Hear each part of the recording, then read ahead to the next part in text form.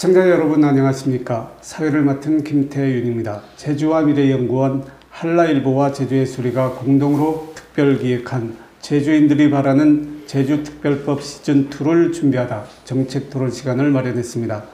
최근 부각되고 있는 제주특별법 전면 개정에 대해 오늘부터 매주 1회씩 10여 차례에 걸쳐 심층 토론회를 진행하려고 합니다. 제주특별법 전면 개정은 그 무엇보다도 제주 미래와 직결되는 매우 중요한 사안인데다 도민 여러분의 의견을 충분히 반영해야 하기 때문입니다. 10여 차례의 심층 토론을 진행하면서 핵심 의제에 대해서는 도민 여론조사를 실시하는 등 도민 의견을 적극 수렴하고자 합니다. 자, 오늘은 그 첫 번째 토론 시간으로 제주특별법의 성과와 한계를 진단해보고 전면 개정의 필요성은 무엇인가, 제주특별법 전면 개정 어떻게 할 것인가에 대해 토론을 시작하겠습니다. 토론자 세 분을 모셨습니다. 멀리서 오셨습니다. 더불어민주당 제주 세종 균형발전 특별자치 추진단장을 맡고 계시며 더불어민주당 최고위원이신 김영배 국회의원님 오셨습니다. 네, 안녕하세요. 김영배입니다. 불러주셔서 영광입니다. 전 국가균형발전위원장을 지내셨죠. 그때 제주발전을 위해 많이 애쓰신 것으로 알고 있는데요. 제주시 갑 지역에 송재호 국회의원이 나오셨습니다. 네, 시청자 여러분 반갑습니다. 주민 참여와 환경 보존에 역량을 쏟고 계신 홍영철 제주참여환경연대 공동대표님 나오셨습니다. 네, 안녕하십니까. 제주특별법에 대해 잘 아시는 분도 계시지만 모르시는 분들도 많으실 텐데요. 가장 본질적인 질문부터 하겠습니다. 제주는 왜 제주도개발특별법, 국제자유도시특별법, 특별자치도 특별법을 제정했던 것일까요? 송재호 의원님, 궁금하실 분들을 위해 말문을 열어주셨으면 합니다. 네, 제주도는 현재 특별법 2개에 의해서 사실은 중앙정부가 국정과제로 하고 있는데요. 하나가 여러분들 다 아시다시피 이번에 전면 개정된 제주 4.3 특별법이고요. 또 하나가 이 국제자유도시와 제주특별자치에 관한 특별법인데요. 이 특별법의 기초는 1992년에 제정된 제주개발특별법으로 거슬러 올라갑니다. 그리고 이 제주개발특별법은 1960년대부터 소위 그 박정희 정부부터 줄기차게 추진되어 온 중앙주도의 제주개발계획이 결정판이라고 할 수 있습니다. 그래서 제주도는 늘 제주도민의 뜻에 따라 개발된 게 아니고요. 중앙의 필요에 의해서 중앙이 제주도를 어떻게 개발하는 것이 한국의 근대화에 필요했느냐, 이런 요구에 의해서 제주도가 쭉 개발되었고요. 그래서 대통령께서 직접 서명하는 제주도 종합개발계획에 의해서 계획이 추진되었죠, 개발이.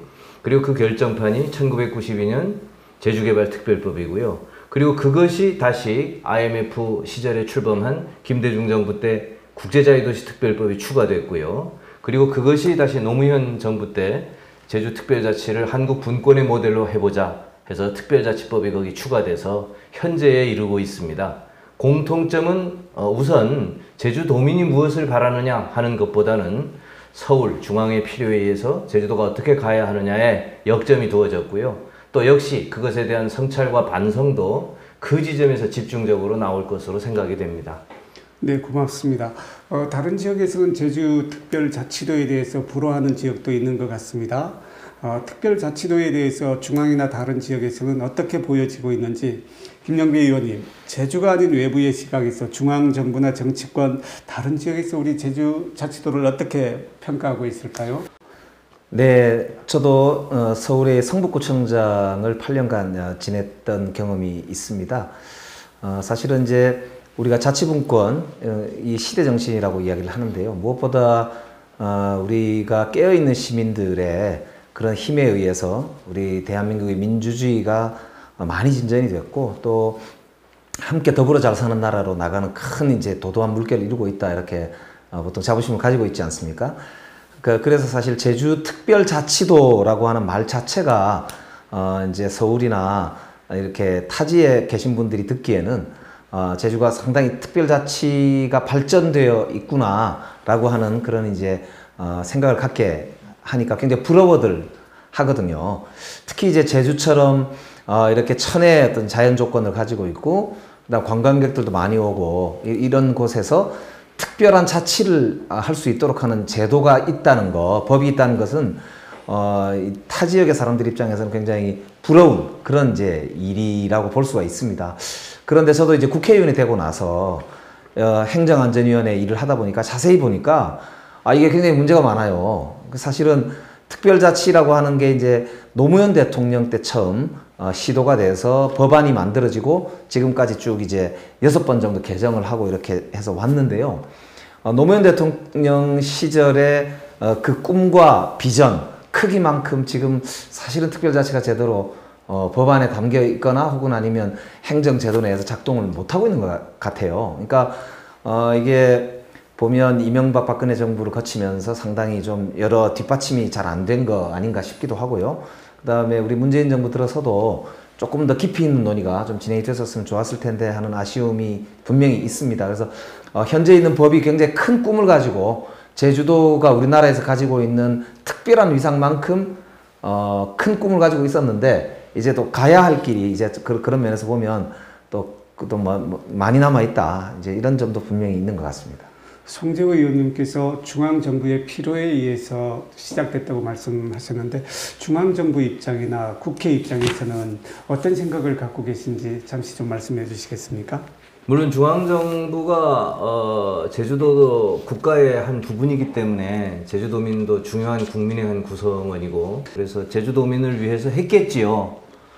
그럼에도 불구하고 중앙정부가 제주도를 어떻게 가야 되겠다 하는 것은 일종의 공학적 엔지니어링 방식으로 한 거거든요. 이런 것들이 좋겠다. 근데 그것이 제주도민이 진짜 바라는 삶과는 일치했느냐는 부분에는 상당한 괴리가 있을 수 있었다는 말씀을 제가 드리는 거고요. 그러니까 중앙정부가 제주도를 이렇게 해보겠다는 게 개발특별법은 특별히 개발해보겠다는 법이고 두 번째 국제자유도시는 개방의 선도지역을 한번 실험적으로 만들어 보겠다는 뜻이고 특별자치는 분권 모델을 만들겠다는 거였는데 사실 이 중앙정부의 구상과 뜻도 애초에 구상대로 실현이 안 된 거예요. 상당히 그 갭이 있다는 말씀을 제가 드리는 거고 그 갭이 왜 발생했는지도 한번 따져봐야 되고요. 네. 두 번째는 그 구상의 제주도민의 의견, 제주도민의 뜻이 얼마나 반영되었느냐는 부분도 그건 굉장히 유리가 있다. 예. 그럼에도 불구하고 강원도라든가 다른 시도에서는 이렇게 특별하게 다루는 법이 중앙정부 차원에서 제도적 기반을 마련하고 예산을 지원해주는 이런 특별한 것들을 부러워하고 또 중앙정부 차원에서 이렇게 좀 지원해 주기를 바라는 측면에서는 제주도가 또 그런 부분은 앞서 있는 것도 또 사실입니다. 네, 그 제주도개발특별법 제정할 때부터 논란도 많았는데 한 30년 동안 쭉 이어왔지 않습니까? 법 제정할 때마다 논란이 치열했던 것 같습니다. 그때 도민들은 무슨 이유 때문에 반대를 했을까요? 사연들이 길겠지만 대표님께서 좀 정리해서 말씀해 주십시오. 네. 제가 활동하고 있는 제주참여환경연대가 1991년도에 제주도개발특별법 반대를 위한 범도민회로 출발했습니다. 그 당시 이 개발특별법에 반대했던 이유는 그 당시 구호를 보면 알 수 있는데요. 크게 두 가지입니다. 개발이익 환수와 도민주체 개발입니다. 그 역으로 생각해 보면 도민주체 개발이란 말은 이게 외부의 자본에 의한 개발이다. 그러니까 개발특별법의 내용이 그거고 그 개발 이익이 제주도민한테 돌아오지 않겠다. 이 법상으로 보면은 그렇게 생각해서 개발이익 환수와 도민주체 개발이라는 구호가 나왔던 것입니다. 그 우려가 역시 현실화됐습니다. 그래서 1991년도에 개발특별법이 통과되자마자 제주도 지역은 주로 이제 중산간 지역에 골프장 먼저 개발이 됐죠. 지금 이미 골프장이 30개가 됐는데 그 중산간 지역은 제주도에서 매우 보존이 필요한 곳입니다. 그러면 지하수도 그렇고 경관적인 자원에서도 그렇고 여러 필요성이 있는 꼭 지켜야 될 필요성이 있는 곳이었는데 문제는 이곳이 땅값이 쌌다는 거죠. 왜냐하면 보존해야 될 곳이기 때문에 거기다가 개발할 수 있도록 장치를 달아준 것이 개발특별법이 된 것입니다. 그래서 그 이후 이제 뭐 국제자유도시의 과정이나 이런 과정에서도 역시나 이게 도민들의 어떤 이 능력 또는 도민의 자본에 의해서 무언가 이제 착실히 쌓아가는 게 아니고 외지 자본을 유치해 가지고 개발하겠다 하는 생각으로 계속되어 왔었고요. 지금 특별자치도 얘기가 나왔으니까 저희 시민사회에서 생각하는 것은 어떤 제주도에서 다른 지역보다 모범이 되는 그런 자치를 하고자 만들어진 게 아니다. 죄송하지만 그렇게 보는 것이 2002년도에 국제자유도시 종합계획이 만들어지거든요. 그 이후에 2006년도에 국제자유도시 종합계획과 이 특별자치도가 결합된 특별법이 만들어집니다. 이 결합 자체도 상당히 이해가 되지 않는 부분인데요. 그 특별법의 목적 조항을 보면 그런 말이 있습니다. 규제 완화라는 말이 나옵니다.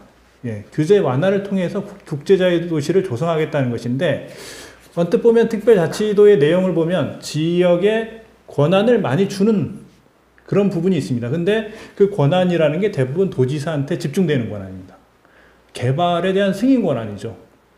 결국 이 특별자치라는 것은 풀뿌리 자치가 아니고, 그 도지사한테 개발을 용이하게, 외자를 유치해가지고 개발을 용이하게 하는 그런 권한을 준 것이다. 그런 부분들이 뭐 전부는 아니겠지만 상당 부분 많은 부분을 차지한다. 그래서 제주도민들이 현재도 이 국제자유도시와의 특별법 관계 이런 것들을 주목하고 있는 그런 것입니다. 네, 그 30년이 지나면서 그 시대적인 가치들도 많이 변했다고 생각을 합니다. 미래 산업도 많이 바뀌었고요. 기후위기와 탄소 중립, 인구 절벽, 코로나 등 많은 상황들이 변했는데 제주특별법이 이러한 상황들을 담아낼 수 있는 그릇인가, 담아내지 못하고 있기 때문에 더더욱 개정에 대한 논의가 필요한 것은 아닌가 하는 의견들이 많은데요. 의원님 어떻게 생각하십니까? 예, 지금 이제 아까 우리 말씀대로 국제자유도시라고 하는 2002년도에 이제 구상을 했던 그 제주도의 이제 나아갈 방향의 이제 법과, 그리고 특별자치라고 하는 이 노무현 정부 때의 그 구상, 이 두 개가 이제 법을 같이 합쳐져서 이제 현재 법에 이르게 되는데, 가만히 돌이켜 보면은 그런 국제자유도시를 통해서 개방, 그 다음에 도시 간의 뭐 이렇게 자유로운 이동, 이런 걸 통해서 노동도 이동하고 여러 가지 자본도 이동하고 이러면서 전 세계가 글로벌화되어 나가는 게 좋은 도시, 좋은 나라의 개념이었거든요. 그런데 이제 금방 우리 김태현 원장님 말씀대로 최근에는 오히려 탄소 중립이라든지 환경을 오히려 미래 가치로 삼을 수 있다든지, 아니면은 사람과 자연이 공존하는 어떤 가치, 문화적 가치, 생태적 가치, 이런 것들이 훨씬 더 우리의 미래뿐만 아니라 인류의 미래, 이 코로나를 극복해 나가는 인류의 어떤 과제, 이런 걸 볼 때 그런 이제 새로운 생명의 가치가 훨씬 더 시대적 가치로 전 세계적으로 떠오르고 있단 말입니다. 그러니까 국제자유도시 및 특별자치라고 하는 이 법안의 내용도 이제는 미래 한 뭐 짧게는 50년, 미래 100년을 내다보는 새로운 담대한 그런 구상을 기초로 법이 좀 업그레이드 돼야 되겠다, 완전히 탈바꿈을 해야 되겠다, 이런 요구가 있는 것은 분명하다, 이제 그렇게 생각이 되고요. 특별자치에 대한 말씀도 있었는데, 사실 이렇게 보면 권한이 나누어지는 분권의 과제와 그 분권을 하고 나서 그 권한이 지역에서 배분되는 그 내에서의 풀뿌리 자치와 거버넌스 구성 문제는 또 다른 문제의 숙제일 수 있거든요. 그렇기 때문에 분권을 가속화해 나갈 때 뭐 예를 들면 헌법적 지위를 좀 더 분명하게 확보할 수 있으면 좋을 것 같으니까 문재인 정부에서도 이제 헌법 개정을 안을 냈다가 실패를 했지 않습니까? 그래서 뭐 그런 과제는 과제대로 추진을 하더라도 저는 이제 풀뿌리 자치의 역량을 키우고 자기 의사 결정권이 저는 자치의 핵심이라고 생각하거든요.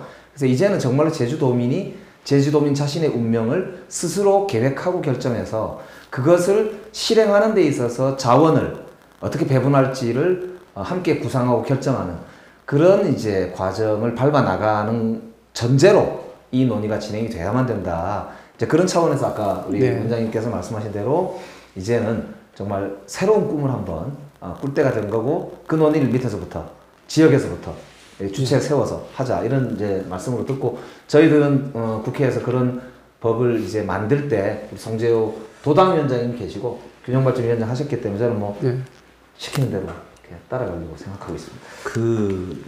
우리 홍영철 우리 대표님이 이게 굉장히 날카로우신데, 그건 제가 좀 이야기를 좀 드려야 될 것 같아요. 왜냐하면 제가 실제 좀 알아요.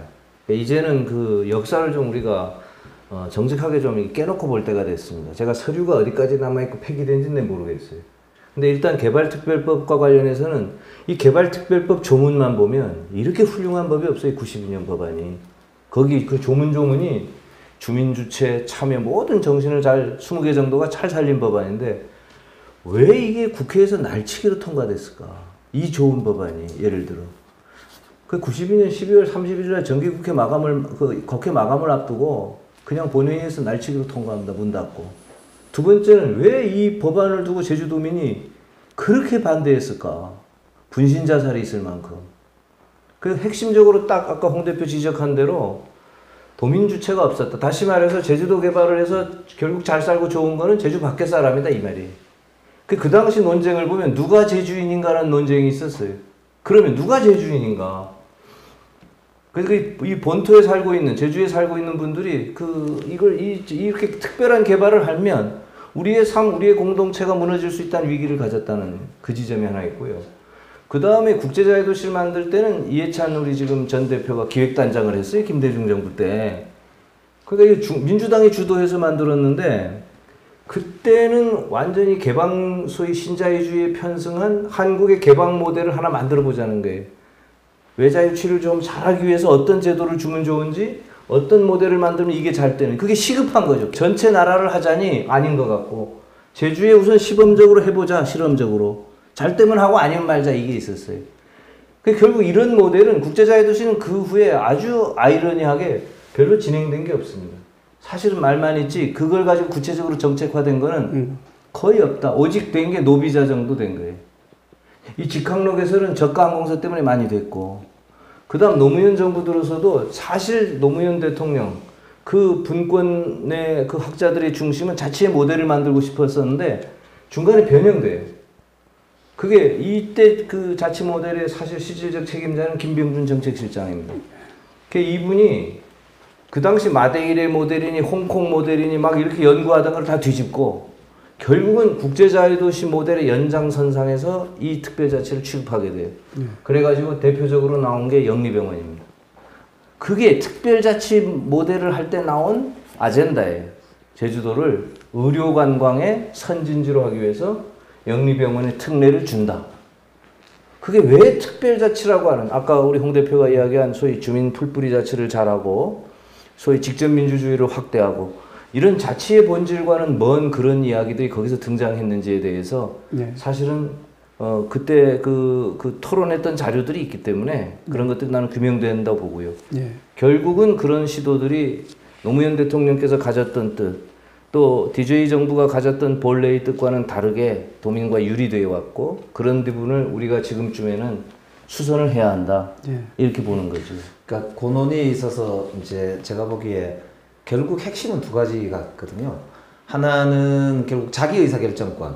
자기의사결정권이 분명히 원칙으로 정해지고 실행이 될 때 그게 확보가 될 텐데 자기의사결정권의 핵심은 역시 뭐니 해도 자치계획, 자치입법 요 영역이 이제 핵심일 것 같습니다.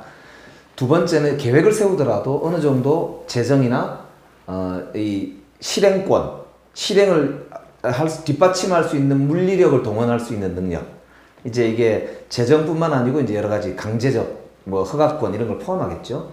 그러니까 이 두 가지가 이제 핵심일 것 같은데 그러려면 이제 아까 이제 우리도 이제 논의를 했지만은 이 계획을 세울 때 전제가 되는 방향성과 가치가 뭐냐.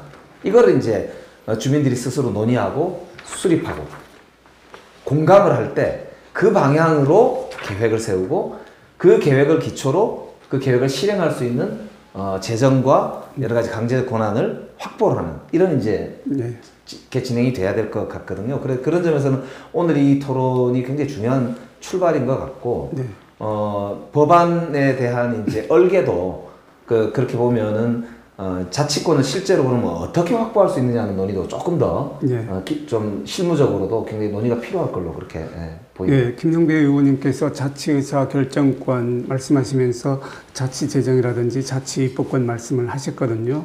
이러한 문제가 담겨져야 될 부분도 있고 홍영철 의원님께서 말씀하신 개발이익 환수라든지 도민주체 개발이라든지 어떤 규제로 인한 지역사회에 미치는 영향 등이 이 법 내용에 이렇게 포함되어야 될 텐데 뭐 포괄적인 자치권 이양이랄까요? 제주도민들이 바라는 게 과연 현실적으로 법적으로 좀 실현 가능한 방안인지 한번 말씀해 주십시오.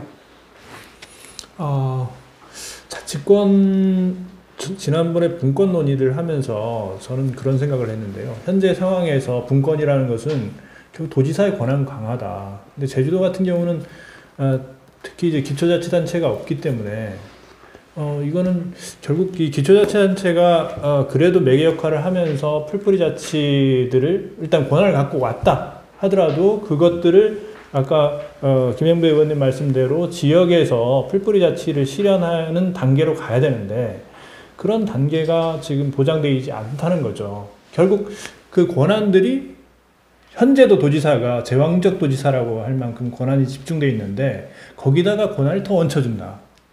결국 그것밖에 더 되겠습니까? 그래서 저희는 분권이라는 것들을 이 자치의 구체적인 실현과 연결시키지 않고 그냥 지방에다가 뿌려준다? 이런 개념이라면 이거는 좀 위험할 수 있다. 오히려 지금 뭐 한라산 관리라든지 이런 것들을 보면은 어떻게 보면 이게 환경부에 맡기는 게 더 관리를 잘하겠다. 그런 얘기들도 있어요. 그러니까 어쨌든 이게 지역에다가 정말 그 지역 주민 스스로가 결정권을 가지고 제주도민들이 현명하거든요. 어떤 현재 그 제주도를 정확히 보고 있고 그래서 그런 것들이 장치가 돼 있지 않으면 분권이라는 게 자치권 이양이라는 게 좀 위험할 수 있습니다. 저희는 제주 현실에서. 굉장히 중요한 문제를 우리 제주도와 의회는 또 제각기 그 개정안을 이렇게 마련하고 있거든요. 개인적으로 볼 때는 그렇게 해서 절충안을 찾아가는 과정도 나쁘지 않다고 생각하는데 이게 한 그릇에 놓고 이야기를 하지 않고 따로따로 준비하고 진행하는 거에 대해서는 홍 대표님은 어떻게 생각하십니까? 저는 지금 도의회나 제주도가 모두 특별법 전면 개정을 하겠다 해서 거의 이 전부 개정의 수준에서 이 개정안들을 내놓고 있는데요. 큰 차이는 없다고 봅니다. 근데 어쨌거나 지금까지 더 이제 제도 개선 과정에서 이렇게 미비했던 것들을 더 가져오는 그 정도의 수준이다. 현재의 문제를 반영하지 못하고 있다, 둘 다. 예, 그렇게 보고 근본적인 틀 안에서 특별법 개정. 그러니까 예를 들어서 지금 국제자유도시에 대해서 평가를 하고 국제자유도시 그 비전을 우리가 앞으로 어떻게 해야 될 것인가 하는 문제들은 전혀 건드리지 못하고 있습니다. 그래서 그런 부분들에 대해서 저는 한계로 이해하고 있습니다. 송 의원님, 제주도에서 이렇게 준비하고 있는 모습들에 대해서 국회에서 중앙에서 바라보는 시각들은 어떠한가요? 준비를 제대로 하고 있다고 그러니까 이제 안타까운 게 이제 그런 거죠. 일단 우리 토론에서만 제시된 그러니까 우리 김영배 의원이 이야기했듯이 특별한 자치의 모델을 제주도가 한번 해봐라 한 거 아니겠어요? 돈이 좀 필요하면 우리가 그것도 뭐 제주개정이란 별도의 개정을 통해서 좀 뒷받침해 주겠다. 그렇게 했을 때 제주도가 그렇게 해볼 테니까 이거를 넘겨주라. 그러면 우리가 의논해서 그걸 채우마 이리 돼야 됩니다. 제주도가 의논해서 이런 걸 요구해야 돼요. 자기 의사결정권이라는 건 자치의 기본인데 자기 의사결정권을 가지려면 의사결정을 이렇게 해보겠다는 안이 있어야 할 거 아니에요. 이 안을 제주도가 만드는데 얼마나 저는 했느냐에 거의 직무유기 수준이죠. 제주도의회가 제주도가 유일한 도민의 대의기관, 대표기관인데 지금 제시된 문제들에 대해서 얼마나 고민하고 이걸 어떻게 해결하려는 노력을 지금까지 어떻게 해왔냐에 대해서 저는 거의 전무하다고 보고 다만 도정을 해보니 이러이런 게 우리가 권한을 좀 확대하면 보다 신속하게 할 수 있는데 부족하니 요거의 규제를 좀 풀어달라.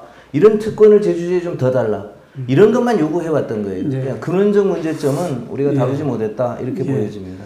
그 모두의 그 국제자유도시하고 특별자치도 좀 안 맞는 것을 억지로 껴 맞춘 그런 부분들도 있는데 아마 국제자유도시 어떤 방향성이나 개념 이러한 것들이 좀 시대에 맞지 않는다든지 출발할 때부터 좀 잘못된 그런 그 생각을 갖는데요. 앞으로 그러면 그 바람직한 방향을 담기 위해서 뭐 국제자유도시의 모습이 될지 뭐가 될지는 모르겠습니다만은 제주가 지향해야 될 어떤 개념, 방향, 목표, 국제자유도시가 나아갈 이런 큰 목표를 갖고 이렇게 다가가야 할 것 같거든요. 송 의원님 어떻게 생각하십니까? 그러니까 국제자유도시의 저는 가장 그 맹점은 그 국제자유도시가 가고자 했던 방향도 제시를 못했다는 데 있습니다. 실제는. 네. 홍콩이나 싱가포르 합해가지고 홍가포르라고 했거든요. 처음에. 그 무슨 참 그걸 하겠다는 것도 아니에요. 그렇다고 그러면 홍가포르를 하겠다 그러면 진짜 무슨 홍콩처럼 하겠다고 해야 되는데 그 외에는 말이 없어요. 네. 그 도대체 그냥 외자 유치나 좀 잘하고 그렇게 빌딩 많은 그런 도시나 하나 만들어 보겠다는 거의 공상과학 수준의 그 국제자유도시를 이야기했지 실제 실현되는 조치가 없었다는 거는 한편으로 보면 아예 안 해서 다행이고 또 한편으로 보면 그 정도로 허망한 거지요. 네, 그러니까 좀 방향을 좀 그럼 이제는 새롭게 어떻게 갈 거냐? 정한다면. 단순하지 않습니까? 제주도민이 가고 싶어 하는 거, 제주도민이 하고 싶어 하는 거, 제주가 살고 있는 지금의 우리들의 생활과 삶에 이바지할 수 있는 거, 미래에 물려줄 수 있는 거, 이렇게 가야 되지 않겠냐? 그러면 제주가 기반하는 거, 제주가 잘하는 거 해야 되지 않겠어요? 예를 들면, 과거에는 농업이지만 이제는 이게 생명이거든요.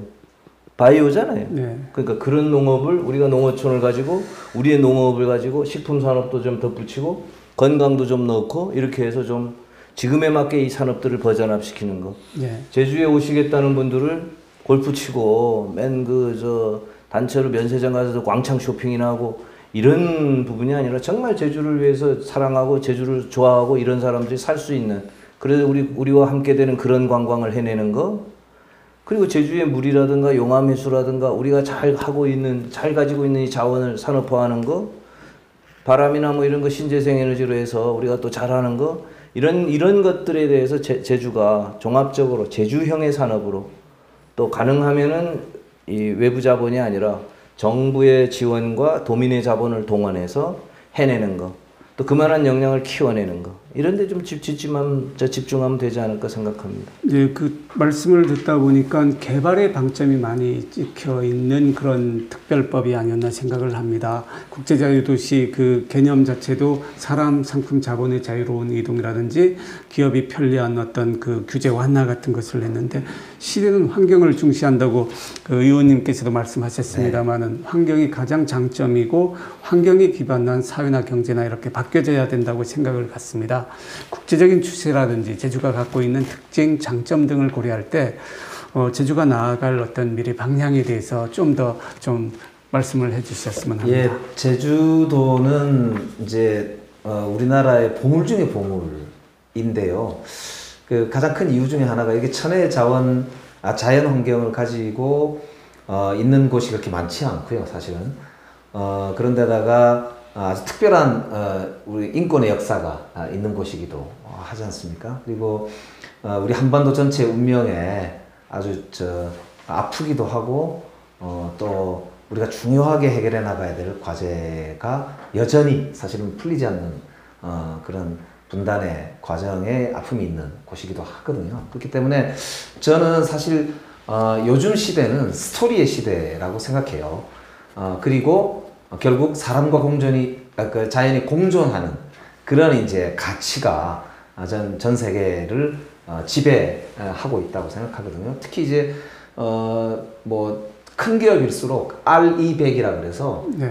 이 재생에너지로 100% 생산되는 제품이 아니고서는 대기업에 납품도 못하게 되어 있고 삼성전자, 현대자동차 이런 데가 다 그런 세계적인 추세 때문에 지금 이번에도 뭐 미국의 대통령이 가셨을 때도 보면은 배터리나 반도체 이런 쪽으로 다 대부분 바이오 이런 쪽으로 이제 우리 전 세계적인 흐름이 가지 않습니까? 그렇기 때문에 저는 탄소 중립에 이제 우리 매우 중요한 국가적 과제도 있는데 그래서 제 생각에는 제주도가 이런 이제 탄소 중립 그리고 사람과 자연의 공존 그리고 사람들 속에서도 저는 인권을 매우 중시하는 사람을 진짜로 소중하게 생각하고 그가 국적이 어디든 또 나이가 어떻든 또 어떤 사연을 가지고 있는 사람들이든 함께 공존할 수 있는 그런 공존의 가치가 전 세계적으로 좀 저는 굉장히 의미가 있는 도시가 되었으면 좋겠다.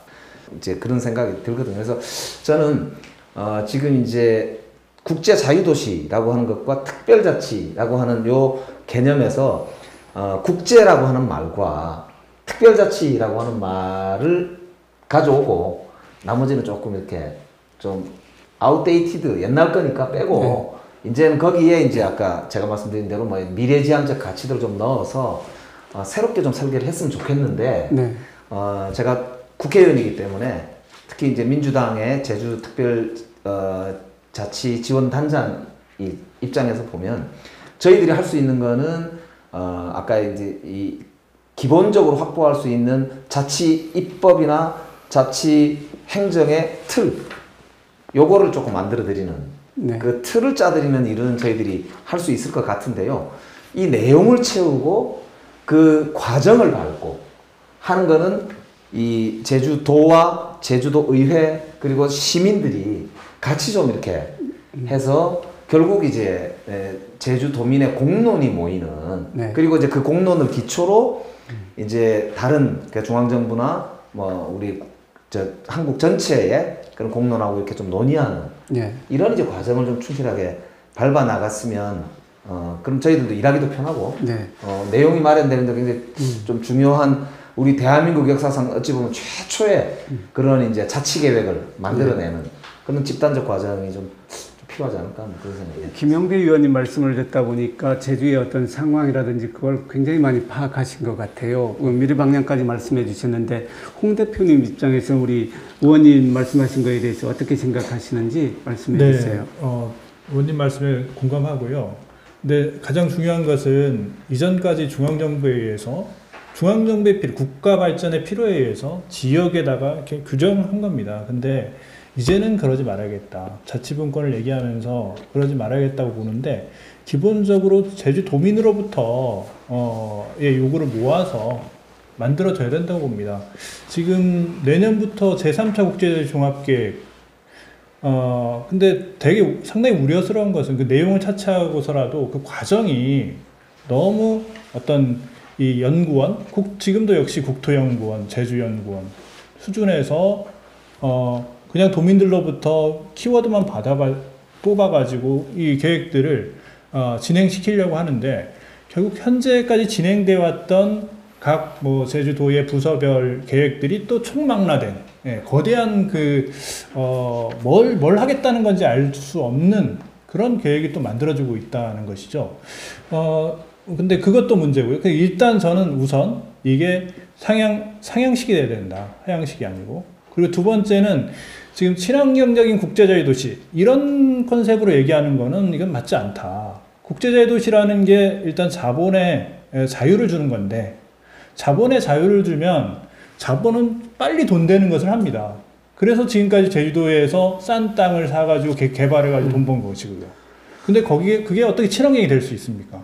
그래서 그런 부분에서 이게 뭐 여러 가지 그 옛날 까마귀 우화처럼 여러 가지 아름다운 깃털을 꼽아가지고 만드는 이게 실효성이 없을 뿐더러 제주가 나가야 될 기회 이런 것들을 갉아먹고 있는 겁니다. 그래서 이런 부분들에 대해서 좀 이제는 뿌리부터 좀 제대로 살펴봐야겠다.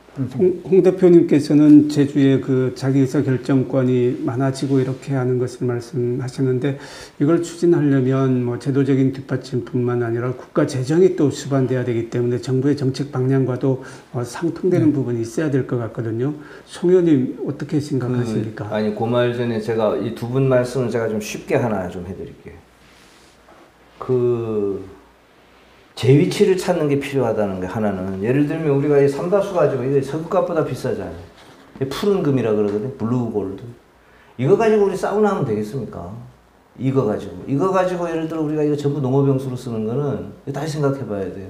물에 대해서만이라도 이거 없으면 우리 죽는데 생존의 필수적인 이건데 또 이게 우리 제주도에서는 저는 이 물만 잘해도 우리가 먹고 사는데 지장이 없다고 생각할 만큼 소중한 건데 도대체 이 물이 어느 정도의 제주도에서 어떻게 발생을 하고 어떻게 관리되고 있는지도 우리가 정확하게 못 내놓은 이거부터 해야 된다는 거죠. 그래서 가치 있는 건 가치 있게 우리가 잘 쓰고 보존해야 되고 그렇지 않은 건 그렇지 않도록 우리가 하는 제 위치 찾기가 중요하고 네. 정부가 국제자유 도시를 하면서 제주도 힘만으로 안 되니까 JDC라고 하는 정부 공공기관을 만들어서 하라 그랬어요. JDC가 공항에 면세점 차려놓고 한 달에 한 2, 3천억, 1년에 한 2, 3천억 벌어요. 이 돈 가지고 그 기관이 한 건 뭐냐면 신화역사공원인가 무슨 헬스케어 단지니 이런 걸 했어요. 근데 신화역사공원에 무슨 제주 신화역사가 거기에 있습니까? 예를 들어 이거는 아주 나쁘게 이야기하면 사기입니다. 아주 나쁘게 이야기하면. 그 물론 지금 JDC가 제주의 미래 산업에 주목하고 제주의 가치를 발굴해서 연결하겠다고 해서 방향을 선회한 건 제대로 가요. 그러나 지금까지 해온 이 중앙부처가 해줘야 될 기관이 그런 일을 하고 있었다면 이건 링커거든요. 제주가 밑에서 패스해 준 거를 골로 연결하라고 그 기관을 세워놨는데 링커가 링커 역할을 안 하는 거예요. 어느 데가 골을 놨는지를 몰라요. 지금 우리가 패스해 준 걸 저쪽에 놨는지 거꾸로 놨는지를 모르게 해온 거예요. 네. 그럼 이런 것들도 이 잘못된 걸 바로 잡아야 되고. 다만 JDC가 한 것 중에 첨단기술단지라는 걸 이거 만들었는데 제가 놀라운 사실이 지금까지 제주도가 수출을 해서 살아야 되는데 가장 많이 수출한 게 품목 중엔 광어입니다. 관광 빼면. 광어를 제일 많이 일본에 수출했는데 지금은 제주도가 가장 많이 수출하는 게 반도체입니다. 작년에만 3조 3천억을 매출액을 올렸어요. 이 첨단 기술 단지에 100개가 넘는 첨단 기업들이 한 3천 명들을 고용해서 만들어낸 거예요. 여기에 우리 인력을 어떻게 우리가 이걸 집어넣고 우리가 잘 하느냐 두 번째 치더라도 이거는 어쨌든 친환경이잖아요. 네. 그러니까 이런 부분들에 우리가 주목을 하면 되겠다. 네. 그다음 재정 이야기는 제가 덧붙여 이야기 됩니까? 좀 이따 할까요? 주제가 지금 재정 이야기를 자치재정권 특별히 제주도에 이러한 것을 하려면 보다 많은 어떤 그 여건이 반영되어야 될 텐데 지방자치법이 개정되면서 평준화된다고 또한 얘기하고 있거든요. 그래서 재정 문제와 관련해서 말씀을 해주십시오. 정말 심각하게 고려를 해봐야 되는데 노무현 대통령이 이렇게 생각을 해서 그때 분권 모델을 하면서 분권이잖아요. 지역의 입장에서 홍 대표께서 이야기하는 거는 지역 주권의 이야기를 하는 겁니다. 중앙부처는 권한을 분해주면 지역에서는 받아들여 주권화해야 되는 거예요. 그렇죠. 분권했다고 끝나는 게 아닌데 우리가 주권화하는데 굉장히 서툴렀다는 말씀을 하시는 거예요. 정작 필요한 걸 하지 않았다는 말을 하는 거고. 어쨌든 중앙정부가 처음에 생각한 제주도에게 줄 테니까 권한을 할 수 있는 돈도 줄게. 그냥 제주도가 해봐라. 그게 특별행정기관의 이항입니다. 6개 부처를 이항해 준 거죠. 항만, 환경 다 제주도가 해봐라 해서. 그러니까 홍 대표 아까 얘기가 이거 제주도 해봤더니 한라산 관리 환경부가 하는 게 더 낫다 이렇게 하는 거 아니에요. 우리가 그걸 주체적으로 영향을 행사 못한 측면이 있는 겁니다. 네. 사실은 재정은 제주개정을 만들었어요. 여기다가 노무현 대통령이 교부금에 지방에 주는 거에 3.1%를 의무적으로 제주에 주라. 최소한입니다. 그게 그 당시 돈으로 3천억 주면 지금은 3천억도 안 돼요. 10년이 지났는데 더 내려가 있어요. 3천억을 줄 테니 이걸 가지고 특별행정기관을 권력을 제주도지사에 이관해 주니까 도지사께서 제주도민과 잘 상의하셔서 한번 자체적으로 해보세요 한 거예요. 1년이 아니라 단연간 쓰셔도 좋습니다 이렇게. 그리고 좋은 프로젝트 주시면 더 드릴게요 이렇게. 근데 우리는 특별행정기관도 제대로 못 썼고. 왜냐?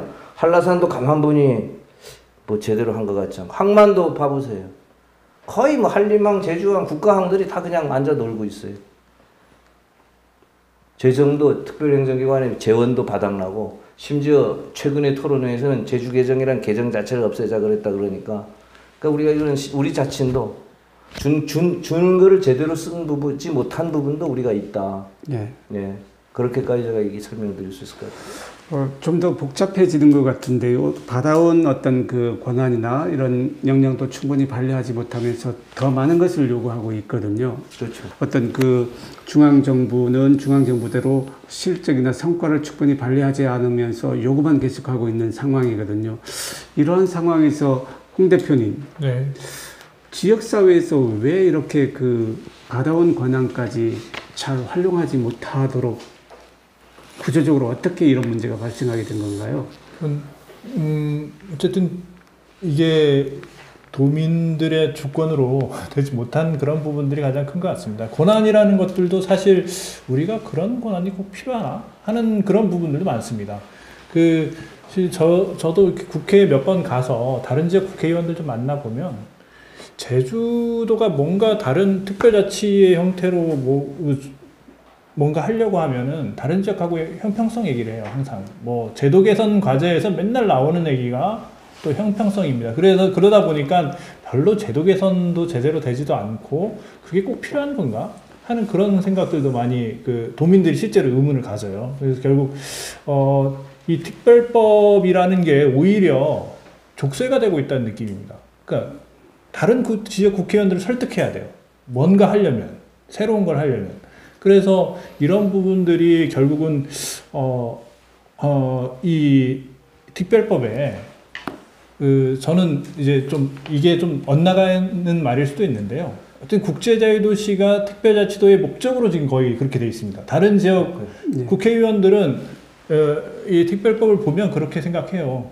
결국 이제 국가 발전을 위해서 하는 건데 제주도가 뭔가 권한이나 이런 것들이 강화가 결국 그것에 이바지해야 된다 하는 그런 시각들을 갖고 있어서 뭔가 이제 제대로 된 제주도민의 의사를 모아가지고 바꿀 수 있는 그런 부분들이 매우 어렵다. 송 의원님께 별도로 질문 하나 드리고 싶은 게 있는데요. 이런 시스템적인 어떤 구조적인 지역 내부의 문제에 대해서 한번 말씀해 주시는데 홍 대표께서 말씀하신 형평성 문제죠. 네네. 지역구도 갖고 계시고 제주는 특별히 제도 개선만 벌써 7차례 이렇게 되고 있지 않습니까? 많은 것을 요구하고 많은 것을 얻어갔는데 성과를 창출하지 못하면서 또 다른 요구가 있을 때 형평성 문제라든지 또한 개인적으로는 특별법은 그러한 형평성을 뛰어넘어야 특별법이 아닌가 하는 생각도 있거든요. 그 두 가지 상황에 대해서 어떻게 생각하시는지 말씀 좀 부탁드립니다. 예, 이게 이제 일종의 충돌하는 가치일 수 있거든요.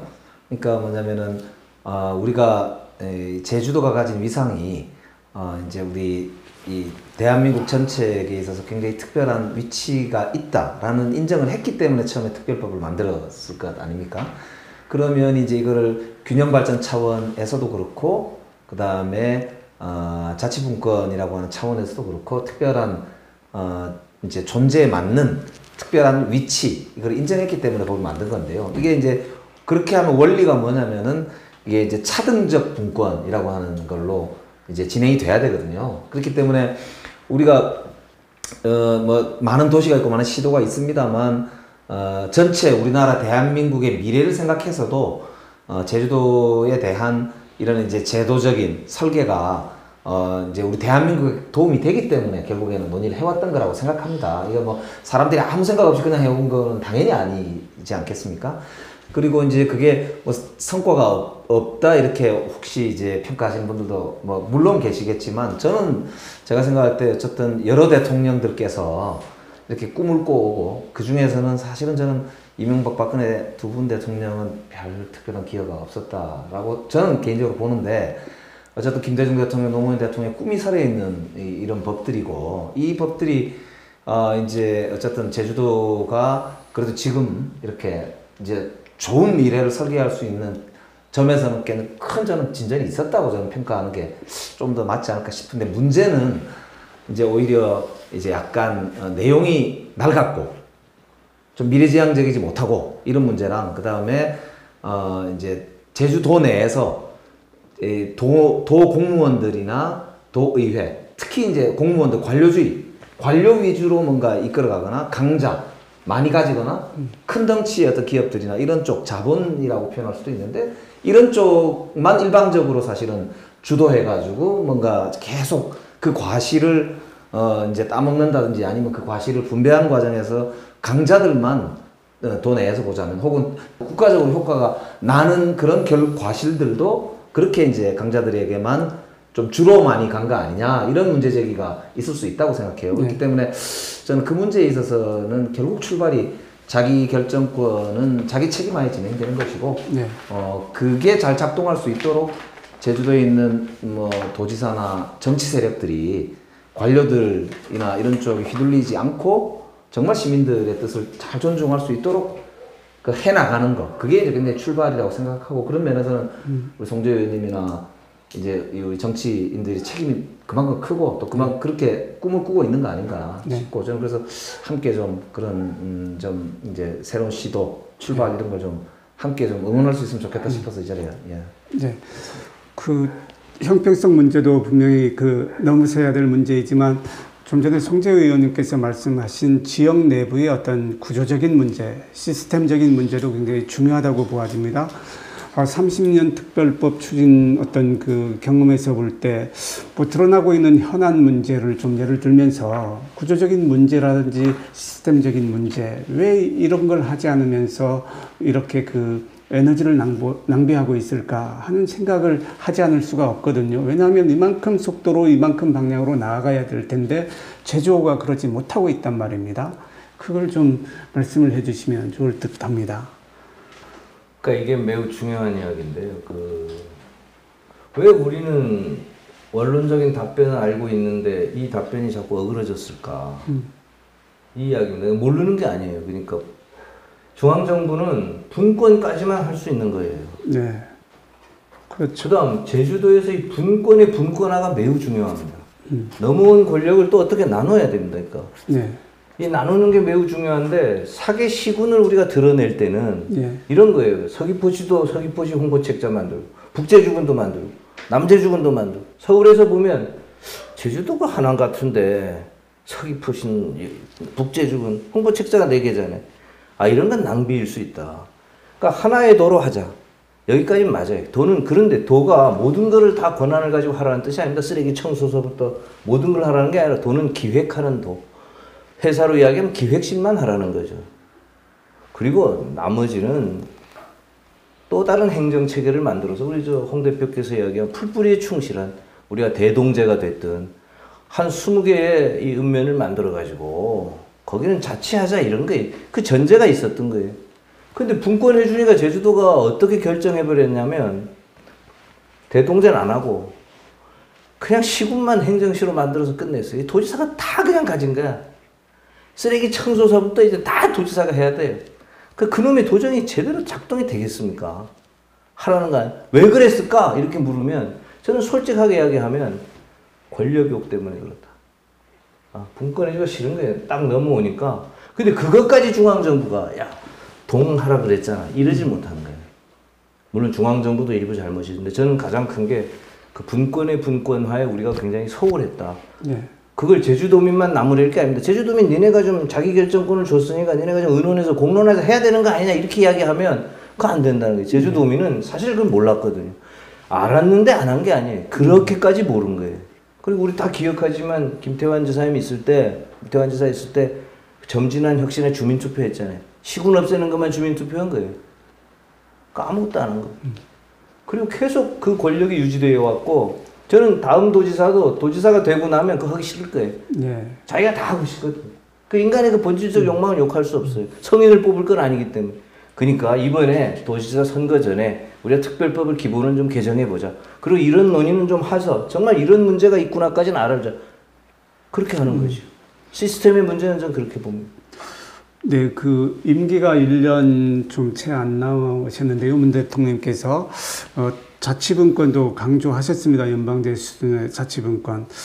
특별법 전면 개정이든 이러한 내용이 임기 내에 실제 가능한 일이 될까요? 예를 들면 시기적으로 좀 부족하다, 준비된 것이 어떠냐에 따라서 달라질 수 있는 부분도 있는데 4.3 특별법을 제정할 때 보면 정말 분명한 그 개정 내용이 있다면 못할 것도 아니라는 생각도 가져보거든요. 어떻습니까? 지금 이제 제가 더불어민주당의 최고위원이기도 하면서 이제 그 제주특별지원단의 단장을 맡고 있습니다. 그래서 일단 제가 이제 거기에 대해서는 좀 책임 있게 답변을 드리는 게 맞는 것 같은데요.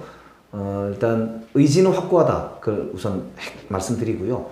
그런데 이제 내용에 대해서는 아까 이제 우리가 계속 말씀을 나눴듯이 제가 뭐 이렇게 해라 저렇게 해라 지금 이 자리에서도 그렇지만 앞으로도 이렇게 말씀을 딱 이렇게 드리는 거는 옳은 거는 아닌 것 같으니까요. 어떻게 그러면 이제 빠른 속도로 논의가 좀 진전이 돼서 제주도민들의 의견을 좀 모으고 그걸 이제 제도 설계도를 만들어낼 수 있느냐. 이게 이제 굉장히 중요한 관건인 것 같고요. 아무래도 자치는 결국 스스로 하는 거기 때문에 오늘의 이런 논의를 시작으로 해서 빠른 속도로 좀 이렇게 진행이 됐으면 좋겠다 하는 말씀을 드리고 싶고요. 이제 21대 국회의 임기가 문재인 정부는 1년 남았지만 저희들은 3년 남았습니다. 네. 예, 그렇기 때문에 그리고 아시다시피 더불어민주당이 어쨌든 과반 이상의 뭐 180석 가까운 의석을 가지고 있는 만큼 한번 드린 약속은 끝까지 지키기 위해서 최선을 다하겠다는 말씀을 드리고요. 저는 사실 제주특별지원단의 단장을 맡은 이유가 송재호 의원님이 제가 옛날에 사수로 모셨던 관계여서 시키셔서 한 겁니다. 그렇기 때문에 지도받아서 의논 드리고요. 하여튼 최대한 지원하겠다 이런 말씀을 드리고 당 차원에서도 이런 의지가 있기 때문에 지원단을 만든 것이거든요. 예, 그래서 이제 그 의지에 대해서는 의심하지 않으셔도 되겠다 이렇게 말씀드리겠습니다. 이거 아주 중요한 이야기인데 우리가 김영배라고 하는 이 최고위원을 단장으로 우리가 민주당에서 모신 겁니다. 그러니까 송재호가 한 게 아니고 민주당에서 이분이라야 좋겠다. 그래야 좀 객관적이고 올바르게 보겠다. 송재호 하면 우선 제주도 국회의원이니까 끝발도 없지만 이게 좀 제주에 치중하지 않겠냐 사랑이. 그래서 곤란하다게 시범을 만들어야 되는데. 근데 이 사명감을 전 가지라고 하는 건데 왜냐하면 이 앞에 제주 세종이에요. 제주만 하는 게 아니라 이거는 노무현 정부 때 기dü제이 정부 때부터 이 민주진보 진영의 정부가 가지고 온 숙제. 애초에 하지 말았어야 된 게 탄생될 수도 있는 겁니다. 그러니까 이걸 수선하고 숙제를 해결하지 않으면 안 되기 때문에 우리가 문재인 정부 말에 우리가 최소한 전부는 못하더라도 가닥은 풀어야 할 거 아니냐. 예. 그렇게 해서 이제 맡아서 가닥을 난 풀이라고 봐요. 몇 개를 할 것이라고 보고. 예. 또 너무 고마운 게 사실은 이거를 우리가 대의 정치를 하는 나라인데 우리 도민의 대표기관이 제주도와 제주도의회입니다. 제주도민 전체가 못하니 당신들이 우리가 맡겨놓으니 잘하세요 한 거거든요. 근데 이걸 안 해요. 한 번도 이 두 기관이 합해서 도민 공론화 작업을 안 해요. 국제자유도시가 어떻다는지 아무것도. 그니 이제 이 공론화 작업을 어디입니까? 제주미래연구원, 한라일보, 제주의 소리 한없이 감사한 거죠. 저는 이게 우리 토론에 그치지 말고 이게 진짜 토론이 돼야 됩니다. 그래서 이게 정말 제주도의 의견입니다 하고 와야 되는데. 송 의원님, 제가 이 그 공론화를 위해서 저희 프로그램을 마련했다고 제가 할 이야기를 지금 말씀해 주시는데 이 도민 공론화가 굉장히 중요하거든요. 어떤 정치권의 시각으로는 그게 가능할지 모르겠습니다만은 도민 공론화 과정을 지금도 도민 공론화 과정의 일부이긴 합니다만 홍 대표님, 도민 공론화 과정을 거치면서 이렇게 하려면 어떤 방향으로 어떤 에너지를 모아가야 될까요? 좀 일단 시간이 필요합니다. 지금 예를 들어서 도나 도의회에서 올리는 안들이 그냥 전문가 수준에서 그냥 필요한 안들만 찾아가지고 올리고 있는데 이 지금쯤 이 제주도개발특별법 30년이 된 이즘에 제주도의 미래 가치에 맞는 새로운 정체성이 무엇이냐 이거에 대한 담론이 있어야 됩니다. 그러니까 그 어떤 세부적인 이런 개정안에 대한 내용들보다 실제로 그동안에 우리가 걸어온 길을 평가를 하고 그것들을 도민들로부터 그럼 우리가 앞으로 이 길로 계속 갈 거냐 말 거냐 그것들에 대한 어떤 이 담론을 형성해 가지고 그 개정안을 만들었을 때 비로소 힘을 받는 거죠. 명분이 있는 거죠. 그렇지 않고 그냥 지금처럼 이렇게 뚝딱뚝딱 많이 개정한다고는 하지만 본질적인 부분은 그대로인 그런 개정안들은 국회에서 힘을 못 얻습니다. 저는 그렇게 보고 김영배 의원님 말씀하시는 것들도 그런 거라고 보거든요. 그러지 않으면 이게 뭐 개정안으로서 의미도 없고 통과될 가능성도 낮다. 홍 대표님 말씀 주셔서 제가 좀 하나 더 보탤게요. 예를 들면 우리 제2공항 말이에요. 이게 공항 짓자 말자 문제가 아니에요. 이 지금 말씀하신 모든 그렇죠. 내용에 축약된 한 사례입니다. 네. 이게 다 공항 짓는 거 좋아하죠. 지어주겠다는데 근데 그게 아니라니까. 이거는 지금 이게 제주도의 삶의 질에 이바지하냐 못 이바지하냐 환경적이냐 아니냐 모든 걸 응축하는 문제인데 이것에 대해서 제주도의 대표기관인 두 기관이 합의해서 도민의 뜻을 물어보자 해가지고 물어봤더니 반대가 좀 더 나왔어요. 그랬잖아요. 도민의 의견은 그걸 집약해 놓은 거예요 우선. 그리고 또 하나의 대표기관인 제주도는 공항을 추진하는 게 좋겠습니다 해가지고 추진하는 주체인 국토부에 내놨어요. 그럼 서울에서 볼 때, 우리 한번 생각해, 중앙에서 볼 때, 제주도의 의견이 뭘까요? 국토부 장관이 저한테 물어봐요. 제주도의 의견이 뭡니까? 그러니까 우리가 이 짓을 하고 있다니까. 이게 대표기관이 뽑아놓고, 도민을 둘로 나눠서 한쪽의 이익을 대표하거나, 그러면 이걸 갖다 놓고 이제 정말 우리 홍 대표님이 말씀대로 우리가 이야기를 해야 돼요. 이게 진짜 정말 이제부터 시작하자. 지금까지 공항이 좋았느냐? 많이 오는 게 좋으냐? 적정하게 와야 되느냐? 우리가 그만한 역량이 있느냐? 이걸 해야 되잖아요. 안 하잖아요, 지금. 그래서 이제 저는 이제 반대론자 돼서 욕먹고 찬성론자 이걸 우리가 해결을 해야 된다고 봅니다. 홍 대표님께서 말씀하신 그 사안 하나하나의 조항 하나하나의 어떤 개별적인 문제보다는 제주가 어느 방향으로 나아갈 것인가 목표와 방향을 보다 명확히 하고 그 목표로 도달하기 위해서 원칙과 기준들을 어떻게 마련해서 그거에 기반해서 이러한 내용을 갖춰가자 하는 그러한 내용에 대해서 중요한 말씀들을 해주시는 것 같습니다. 그럼에도 불구하고 매번 기회가 있는 것이 아니기 때문에 도민들이 이것만큼은 좀 특별법에 포함시켜서 이렇게 해결해 가야 되지 않을까 하는 좀 그 약간 단편적인 이야기일 수도 있습니다만은 그러한 내용도 함께 말씀을 해 주셔야 되죠. 그러한 것들이 얘기되고 그러한 것들이 전체 방향 속에 포함되어서 특별법을 전면 개정할 때 이것만큼은 염두에 두고 가자 하는 말씀을 좀 한 말씀씩 해주시면 좋을 것 같습니다. 어느 분 먼저 해주시겠습니까?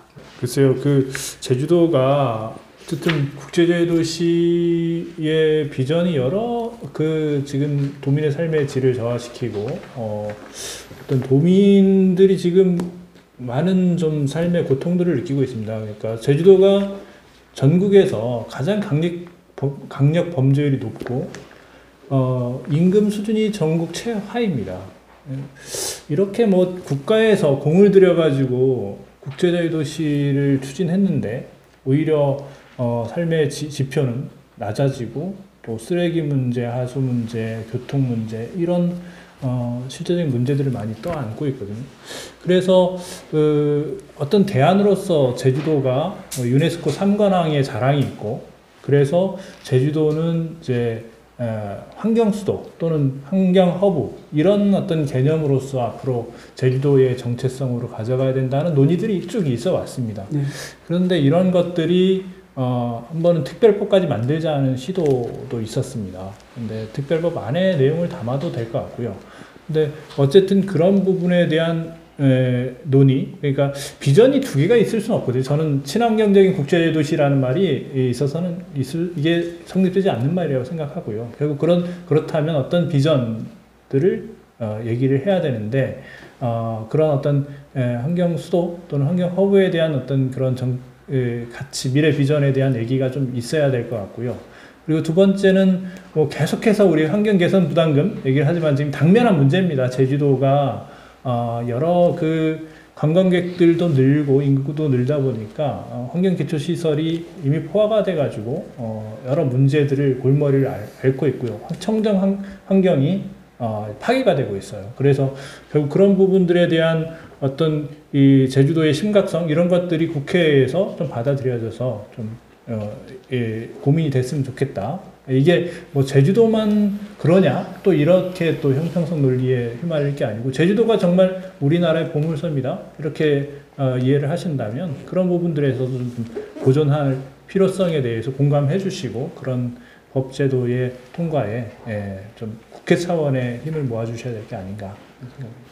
네, 이어서 송재호 의원님 부탁드립니다. 저는 김명배 우리 의원 단장님하고 늘 공감하는 것 중에 하나가 우선 국제자유도시 말씀드린 대로 이게 정체가 없는 정체불명의 유령이니까 이거 실체를 만들어 보는 거죠. 그럼 어떤 거냐? 제주가 가지고 있는 지금까지 나온 이야기만 종합해봐도 어쨌든 환경 가지고 환경이 보호해야 될 대상이도 되겠지만 이게 가치를 창출해 돈이 되는 대상이기도 합니다. 네. 물이나 풍력이 그렇듯 환경 가지고 우리가 어떻게 할 거냐? 또 인권 평화의 개념 이것도 우리가 잘 활용하면 건강, 장수, 교류, 휴양 이런 거 연결시킬 거 있거든. 이런 걸 가지고 우리가 어떻게 이걸 해낼 거냐 하는 새로운 우리 제주형의 모델이 있어야 되고 네. 또 그것을 충원하기에 도민들의 역량을 결집시키기 위한 도민 자본을 동원하고 사람의 역량을 향상시키고 사람 투자를 어떻게 할 거냐는 그런 그 정말 우리들의 것을 하는데 집중해야 된다. 네. 그다음 구체적으로는 이 특별행정기관 이거 서울서 받은 거 돌려보내든 제대로 하든 선택해야 된다는 거고요. 네. 아니면 돌려보내야죠. 한라산 우리가 잘 관리 못할 건 환경보고 하라는 게 맞아요. 한라산 국가 거지 어떻게 제주도 것만이겠습니까? 그렇게 봐야 된다는 거고. 그 다음에 이 제주시 인구가 47, 8만 명인데 이런 시가 우리나라에 없잖아요. 서울시만 그렇지. 이게 통영, 강릉, 여수 이런 데다 24만이에요. 그러니까 이렇게 비대한 시가 없어요 우선. 그러니까 이런 하나만 이런 이 소위 말하면 이런 부작용 잘못된 거 갈라내야죠. 그 차제에 그럼 어떻게 갈라낼 거냐 논의를 해야 되고 나눠야 됩니다. 네. 그때 뭐 홍 대표님 이야기한 주민자치의 문제를 어떻게 할 거냐 이걸 반드시 넣어서 우리가 네. 고민을 해야 되고 그다음에 여기 의성분 의원이 지금 발의해 있는데 저는 공항이나 이런 문제 보면서 제주도는 아예 직접 민주주의를 도입하는 게 좋을 것 같아요. 네. 매덕 이상 사업에 대해 주민 투표하는 거예요. 네. 예. 왜냐하면 이게 자꾸 도의회만 맡겨서는 이게 자꾸 이게 에러 나니까 이런 거 얼마든지 할 수 있잖아요. 네. 예. 이런 부분은 시급하게 저는 있어야 된다고 보고요. 특히 그 우리 도의회에 우리나라의 그 제주도만 있는 교육위원이라는 거 있습니다. 그 선생님 교육 경력 없으면 출마도 못하는 이거 사실 위헌적 소지가 있잖아요.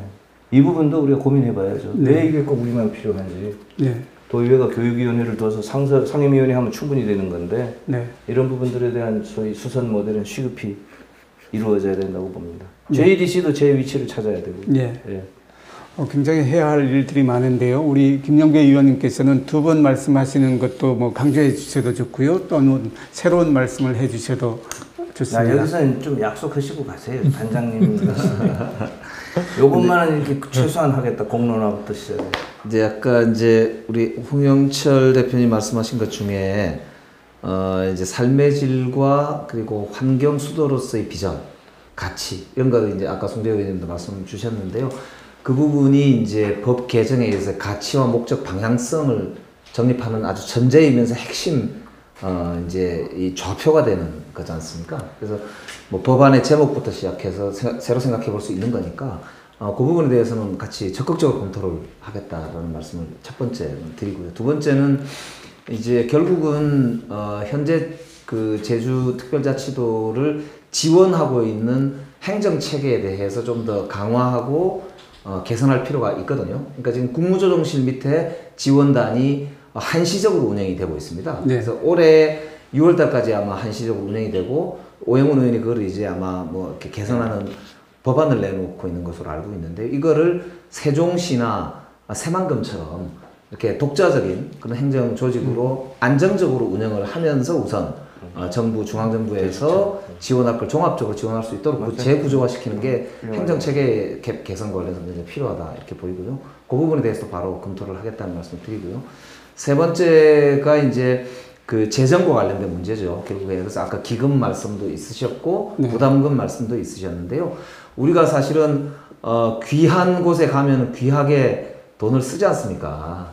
그러니까 제주도에 입도하는 것 자체가 우리가 살면서 굉장히 누릴 수 있는 특권 중에 하나다라고 생각해야 저는 정상이라고 생각해요. 그렇기 때문에 이 제주도에 이제 오는 것 자체가 우리 미래 세대에게 내가 부담을 주면서 나는 현재를 즐긴다. 이렇게 보면 일정하게 이거를 부담을 하는 건 제가 당연하다고 생각해요. 그렇기 때문에 이런 것들에 대해서 이제 국민적 합의가 필요하겠지만 일정하게 재정적인 이 근거를 만들 수 있도록 그렇게 제도화가 돼야 될 것 같다고 생각합니다. 그러니까 이 부분에 대해서도 적극적으로 검토를 해야 된다고 생각하고요. 국회 내에서도 공론화하겠다는 말씀 드리고요. 마지막으로는 역시 풀뿌리 자치가 이제 살아나야만 아까 이제 말씀하신 이런 내용도 잘 확보가 되겠지만 이제 앞으로 내다볼 때도 이런 한번 설정한 게 무조건 끝까지 또 못 갈 수도 있지 않습니까? 그리고 더 좋은 아이디어가 나올 수도 있고 그럼 이제 시민들의 그 살아있는 이런 활력들이 결국에는 향후에 제주도를 이끌고 가는 동력이 돼야 될 테기 때문에 이 자치 제도를 조금 더 보완하거나 재설계할 부분들에 대해서 살펴볼 필요가 있다고 생각합니다. 작년 말에 32년 만에 지방자치법 전부 개정안이 이제 개정이 됐습니다. 그 중에 중요한 내용이 들어있는데요. 예를 들면 도지사와 의회를 따로따로 뽑지 말고 도의원들을 뽑아가지고 도지사를 이렇게 그 중에서 도의원들끼리 임명할 수 있도록 이렇게 바꿀 수도 있고요. 밖에서 도지사가 아니고 경영을 잘하는 사람을 모시고 와서 도의원들이 그 경영은 그 사람한테 계약을 통해서 맡기는 그 CEO형으로도 만들 수 있고요.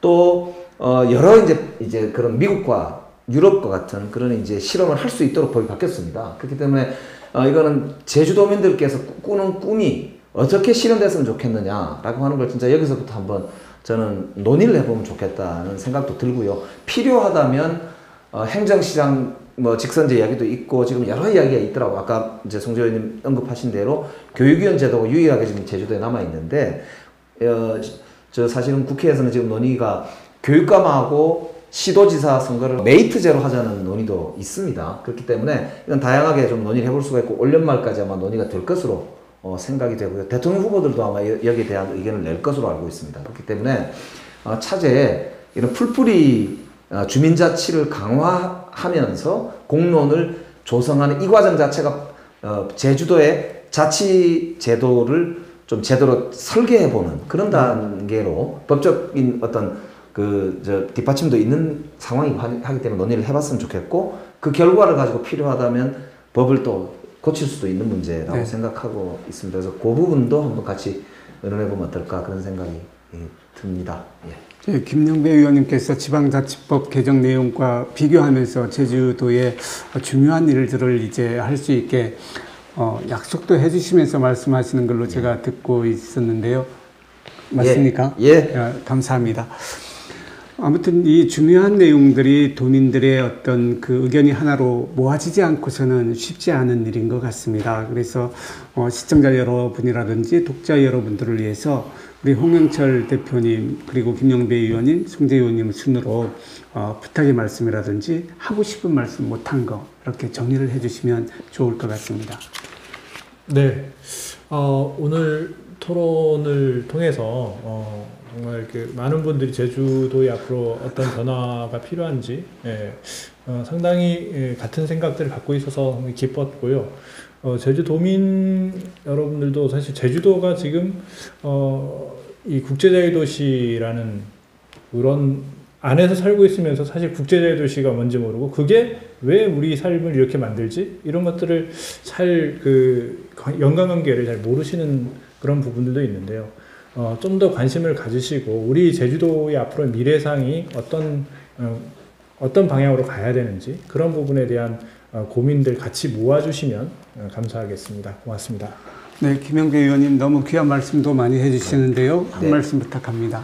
예, 저는 늘 제주도에 올 때마다 이제 우리나라가 이런 보물을 갖고 있는데 내 아이들이 내 나이가 됐을 때 우리 아이의 아이들이 우리 대한민국의 주역이 됐을 때 제주도의 모습이 어떨까? 그 아이들도 이 제주와 함께 이렇게 진짜 멋지게 이렇게 누릴 건 누리고 함께할 건 함께하고 비전을 만들 건 같이 만들 수 있을까? 이제 그 생각을 늘 하거든요.